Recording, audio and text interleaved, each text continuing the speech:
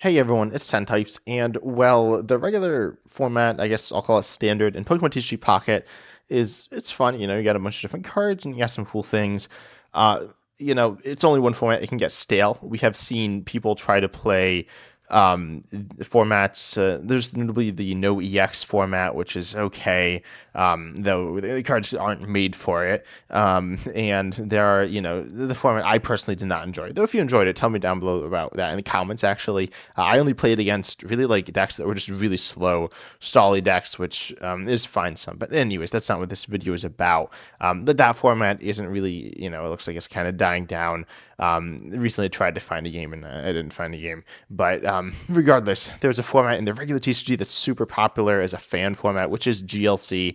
It's certainly not anything close to standard, the regular TCG format, which is really the main TCG format as well. There is expanded, which is like kind of official, but I don't really know anyone who plays it. It's not really like the cards are super designed for it, or super balanced. It's okay at best. But GLC is a format that is cool in the regular TCG, and I want to talk about it in Pocket as well, and what these decks would look like. There are 3 to 4 rules. The one is like the cards that are legal, and I'll just say all of them because there's not like an expanded format in Pocket. There's only one format, and you can play all the cards.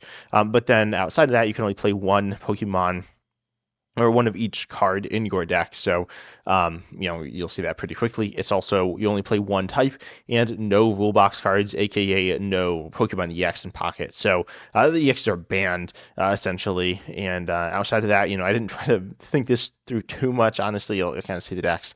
But this is an idea and kind of what they would look like. But anyways, I have some decks here, and I want to take a look and show you what they'd look like in monotype, singleton, and no EXs. So this means that Pokemon that are single prizes are obviously the forefront. I mean, they're the entire thing, which in the regular TCG Pocket, they're not super. I mean, they're part of the game, certainly, but they're not the most meaningful cards. The EXs are definitely the focal point of the game. And on top of that, you have pretty concentrated decks. Your deck just has one idea. So in these decks, you have different ideas. This is what I built. Oh wow, this did not like sort them in exactly how I was expecting. Anyway, so you have this first deck, which is a grass deck. I built it around healing here. We got Butterfree and Shaman to heal, as well as Venusaur, which heals 30 when it attacks. Venusaur, the stage 2, I call it the baby Venusaur, as in it's like a single point version. There's the EX, they're similar, but this is 80 for 4, but then heals 30, has high HP at 160. And then you can be healing more with Butterfree and Shaman, and we have Erica as well, and Potion in the list. The train accounts are weird, like I don't have Cyrus here. Not really sure what you'd want exactly as trainers, but I included like Rocky Element and Giant Cape and all of them. There are a lot of them. Again, it's just kind of like a demonstration, but you have interesting attacking options here. I have a Delmise, I have Lilligant as well to get energy onto your board. Lilligant can accelerate to Venusaur, can also accelerate to Delmise. I had Delmise, I had Scizor. I decided to go for Delmise over Scizor because it has more HP and can do more damage. And then Executor as well is a pretty cheap, easy attacker. The idea is to get lots of energy on your Venusaur, maybe your Delmise as well, and then be healing with a Pokemon that's pretty efficient. The other Executor is pretty solid as well. I put the execute that accelerates. Now I think about it, that's like definitely wrong. That's probably niche. The other one's a little bit better, but yeah, I think grass is interesting as you get like the thematic grass stuff where the healing. Shaman's really good. It's not just plain grass decks. GLC obviously it would be. Next deck here is a fire deck. Wow. Okay, this really did not sort how I thought it was going to. This is the limit. I built in the limitless deck builder. But anyways, so we see Blaine. This is a Blaine built deck, and it has so it has the Magmortar line, the Rapidash line, and then Ninetales line. I also have Heatmore, and Heatran is like, and Houndoom as decently efficient fire Pokemon. The idea is to have efficient attackers outside of Magmortar. That one's really strong. It's expensive. You do burn. We see burn on just that card. Heatran's actually pretty decent. Obviously, your speed link ability won't be able to trigger, but you can do for 2 fire. You do 40. We do 80 if you have damage counters on it. It's actually or damage on it. If it's pretty good for a single point Pokemon has decent HP and your opponent won't be able to one shot it all the time. I can definitely get stuck in the active. It might not be super strong, but I think it's okay. I think it's good enough for a format like this. And then you obviously have the Rapidash and Ninetales as well as the Magmar, which isn't to me a standout, but you can power these up with Blaine. I also have Celestic Town Elder. Celestic Town Elder is a supporter that really isn't It's not want to see that much. It's not really at the forefront of the metagame. It allows you to cover stuff though, which is pretty nice. And the most important thing about this card is that you only play one of each Pokemon, so getting back basics is really nice. Theoretically, very important. It is random. Not really sure how this card works. Like, I mean, I know how it like works, but I don't know how good it is. And if you're getting a bunch of Pokemon knocked out, you have serious inconsistencies. And getting if you have a stage one knocked out, getting the basic back doesn't do anything. I mean, you can play it, but it won't evolve ever again. But still, I think there's some cool stuff here, and you see this actually built around the gym leaders. It's called GLC. Well, it's named after the creator Tricky Gym, or named by the creator after the creator Tricky Gym. But on top of that, it's also gym leaders isn't one type focused. The decks are also 20 cards. Obviously, that's how Pocket works. Yeah, it's 7, 7, and 6. Then the next deck is water. Water is also so the types that are good in Pocket, and then GLC are actually kind of different, which is pretty cool to see. Which means water's not as good, I don't think. I'm not sure though. I have this one built around. You can't play Vaporeon because that's not. You can't play the Eevee. It's a different type. But you have Greninja here, Manaphy, which are good cards. Psyduck to support a lot. I think Psyduck's pretty good. You can also have access to Irid and Misty, two really solid supporters. I have Golduck, which is a decent attacker. Lumineon for some snipe damage. Frostlass for some spread damage, and the idea is to kind of hit different Pokemon on your opponent's side of the board, disrupt with something like Fion as well. And so I wanted to make sure I was like, wait, that's not two Manaphy's or two Fions. No. And then it's one of each like name of a card. So you can only play one Finneon, one Lumineon, despite the fact that there are I think two of both. I know there's at least two. I also put Pokemon Flute in here to target bench Pokemon. Say your opponent has some really weak Pokemon like 30, 40, 50 HP. You can target that multiple times with Pokemon Flute, and go after it with Greninja, Lumineon, Frostlass, things like that. Spread's really cool. It's not super good in Pocket. Greninja's good, and the rest of these aren't. I think they have a chance to sign in something like this. Again, this is like more so theoretical, though you could 100% play this. I actually tried. I typed in GLC into the Pocket code and did not find anyone there. And I looked online as well, and I didn't really see anyone talking about it. I saw like one thing somewhere, and people just kind of like confused about it. Then we have Colorless is supposed to be later. Okay, there we go. I have all the types. I was like, am I missing one? Yes, we got Lightning next. I really hope I didn't miss one. That'd be really awkward. But Lightning here, you got Lightning's personally my favorite type, I guess. I'm actually not actually a massive fan of Lightning decks and say the regular TCG. I like Pikachu EX and Pocket. It's my style, and I like the Magneton, Magnezone stuff. Magnezone's really good. It's really strong in standard and the regular Pokemon TCG Pocket format. And then you have you accelerate to it, and you're playing Lightning Energy. Sometimes you have issues where you get like run out of Lightning Energy on your Magnezone, but you can't. I mean, you could have that, but you can eventually attach an attack with it. There's the Luxray and the Electivire, which I cannot speak. Synergize with the Volkner, accelerating energy from the discard. Then you have Lieutenant Surge to move the energy around. We have Raichu, Electrode, and the Electabuzz here. So you have pretty cool synergy here. I've not really seen too much of actually Lieutenant Surge or Volkner. I've seen them some. I haven't seen them together. Not that they have great synergy, but they're cool cards. And so you get all these different Lightning Pokemon that I think are pretty fun. Lightning is like a cool type. You have some Snipe stuff. You have some Spread with Raichu as well. So you got that like mini theme. You have pretty solid attackers, pretty solid damage output with Magnezone. Luxray is pretty strong, and Electivire as well. Doing 120 is not doing insane one shots, but it could be one shotting definitely some stuff. Next, we have Psychic. Psychic is another type here that is really good in regular, or I associated with being good in regular Pocket. I guess it's not insane, but it's pretty good, and it's not quite as strong here. Maybe I'm not sure though. It's really interesting. I have Sigilyph here as a good draw card. Support cards are nice. I didn't talk about this with Grass, but you do have the you do have the Caterpie, which searches out grass Pokemon. You get a random grass Pokemon with your attack, which is nice, but you have the Uxie to accelerate to Azelf or Mesprit, presumably Mesprit, which you can do 160 for 3. You discard all the energy, though. You need the Uxie and the Azelf on your bench, which is why Celestic Town Elder is even better in this deck than some of the other ones. We see Alakazam is a pretty strong stage 2 attacker. Not insane, but pretty good. You could definitely put in Jinx and different basics as well if you wanted that instead, which obviously are sometimes played with Gardevoir. We also see the Hypno line, which I included to put your points active to sleep to buy you some time. I think it's pretty decent, especially with presumably longer games. Putting them to sleep is a really big deal. You have a 1 in 4 chance for them to stay asleep, and assuming you use this ability.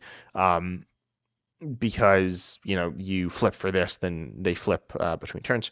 So it's not super consistent, but it can buy you an extra turn or two throughout the course of the game, which is pretty good. You also have Mythical Slab, which is really good. I didn't include well, I think you could include the Cynthia supporter. I did not. I don't think Togekiss is super strong, but that's not terrible either. It might actually be decent, as you can attack a bunch and be a decent attacker. Again, Cynthia's not amazing there either. You do a bunch of extra damage, but on top of that, you don't necessarily need all that extra damage from Cynthia. And consistency and generic supporting trainers are good as well. Then you have fighting. Fighting is really cool. Fighting is one of my favorite types in Pocket, based on its design. You can play fossils as well. I think those are the right fossils: Skull Fossil and Dome Fossil. I hope. I'm really not familiar with fossils from like the regular TCG or the games. But you have Rampardos, which are really strong Pokemon. It's just quite good in the regular in Pocket, and then you have Lucario to boost your fighting damage. Marshadow, a really strong fighting Pokemon. I include all the Hitmons because I thought it was fun thematically. Probably not the play. I think Hitmonlee's good. Hitmonchan's mediocre. Hitmontop's probably not good, but I included them actually because there was a fighting GLC deck with the Hitmons, though they actually have synergy there. And then you have the Mankey and the Primeape. Ideally, the Mankey lives and you get damage on you, and then attack really powerfully with the Primeape. Then we have Kabutops. This does 50 and heals 50. That's pretty solid healing. You can play Rocky Helmet, or I don't have Giant Cape, but you could put that on and just have a really tanky Pokemon. And all your Pokemon are pretty efficient as well, just 1 or 2 energy on all of them. Fighting's definitely a cool type with a pretty cool identity of like decent, solid to strong attacks. Not getting too fancy here. Then we have Darkness. Darkness is interesting. I actually didn't know there were 2 different Toxicroaks. So I have this poison one here that does like double poison. I realized it as I was making it, actually. And this actually doesn't play. Oh, this definitely needs to play the Team Galactic. I probably should play the Team Galactic run. I was building around it and I didn't end up including it. Maybe dropping like X speed. That seems kind of sketchy. There's too many Pokemon in this deck, definitely. But I wanted to include all the ones that I thought were cool. Which this searches out Glameow, Stunky, or Krogunk from your deck. It's kind of bad because they're not super strong. But you do have the Skuntank and the Toxicroak, which are poison Pokemon, as well as Whirlipede and Weezing and Grimer, which are all poison. You also have Arbok to trap once they're poisoned. See, Spiritomb is a spread Pokemon. I think Spiritomb is really good. Don't know how amazing it is synergistically with this deck, though. And then you have Venoshock on Scolipede and Muck to do extra damage to poison Pokemon. Again, Arbok can take nice advantage of poison as well. So you have a poison-based deck. We see Koga as well. I don't know. This deck's kind of weird. Again, these aren't made to be optimal. They were what I thought was like good. But anyways, Poison's really fun. Definitely a cool mechanic, and we see all these Pokemon are actually. Spiritomb's the only one that's like not a. I don't know. Poison Pokemon from the Vidium become Darkness with Fighting weakness, versus Dark Pokemon in the Vidium become Darkness Pokemon with Grass weakness. So. Spiritomb's the only one with Grass weakness, which is kind of interesting. So very heavily poison focused. Then we have Metal. Metal has the least card. Well, no, has the second least cards of any type. I'm pretty sure. And so you have like some mediocre Pokemon like Bisharp. Bastiodon is pretty strong, though. It is random, but it's good. Adamant, again, lean to that tankiness with Melmetal, Bastiodon, and Adamant. And then I have Giant Cape and Potion. Mawile or Skarmory is decent. I actually think you could play Lumberry here. We saw some special condition stuff, but more importantly, it's a tool for Skarmory, which might be nice. But then you have Mawile. 20 on a coin flip, discard energy, which is actually a really cool card. Not enough cool. It's a really solid card in my opinion that just isn't quite good enough, but I haven't really messed with it too much, but can be really difficult to deal with sometimes, and Heatran as well, which is pretty solid. This Pokemon definitely aren't the flashiest or the best. I'd like a little more depth of the metal type. Metal or Meltan can accelerate to a self to get Metal going, but these attackers are some of them are kind of expensive, and you don't have acceleration. Skarmory is really good though. Skarmory is a really strong Pokemon, cheap, and you get the tool on it. It's just really it's decently strong. Nothing too crazy with this type, but it is fun. And then we have definitely the worst type, which is Dragon. I believe in Pocket this was a thing. I'm pretty sure it's still a thing, and I think you have the right number. You can only play 3 types of energy in your energy zone. Obviously, this gets really awkward. I'd play water, definitely, and you can actually have access to Irida, which is cool. And then Dragonite needs lightning, and then Garchomp needs fighting, and I added Cynthia in as well. I don't know how great that is. Druddigon as an attacking option is pretty decent as well. Druddigon's a really good card. You hit your opponent when you're hit into, you do some return damage. I see a bunch of trainers as well. I I don't really know what to say about this deck. I mean, Dragon just really doesn't have this stuff, but Dragon is like, I mean, it's like really strong as well. If you get that powered up, you might just win the game. But yeah, some interesting stuff with Dragon. It just doesn't have the depth of cards, unfortunately, but it's kind of fun to talk about. Then last is Colorless. I actually originally didn't make Dragon and Colorless. I wanted 8 types. So I was like, wait, that's stupid. I'm 10 types. I should have all 10 types.